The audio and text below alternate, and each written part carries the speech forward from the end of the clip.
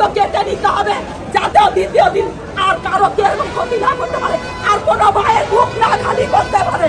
ওদেরকে কেন এইভাবে মোটা টাকা দিয়ে ওদেরকে 2 দিন 4 দিন 6 দিন জেলখানায় রেখে ভালো মন্দ খাইয়ে তারপরে কি করবে, মোটা টাকা নিয়ে ছেড়ে দেবে? তাহলে ওরা খুব করবে না, মার্ডার করবে, রেপ করবে, কি করবে ওরা? কি করবে ওরা?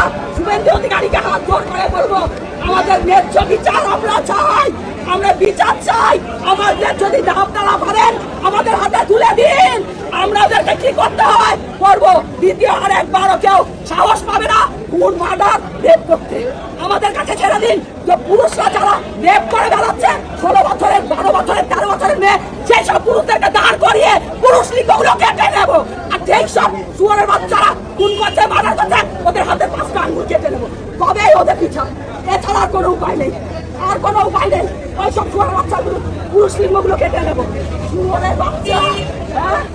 সাধারণ জনগণের এই রোষ প্রকাশ করার কারণ হচ্ছে আপনি যেরকম প্রতিশ্রুতি দিয়েছিলেন মাননীয় মুখ্যমন্ত্রী, বিজেপি এলে এই ধর্ষকদেরকে কোর্টে পাঠাবো না, সকালে জমা নেবো, বিকালে এই ব্যবস্থাটাই যদি নিতেন তাহলে রাস্তায় বেরিয়ে লোকজন জনরোষ প্রকাশ করতো না। শুধু একজনকে এনকাউন্টার করলে হবে না, এখনো অনেক দোষী আছে, এখনো বহু জায়গায় ধর্ষণ হচ্ছে, বহু জায়গায় অপরাধ হচ্ছে, সেদিকে নজর রাখতে হবে। বিরোধীরা কে কি বললো সেদিকে কান না দিয়ে আপনি আপনার মতন কাজ করে যান। জনগণ আপনার পাশে আছে, সাথে আছে।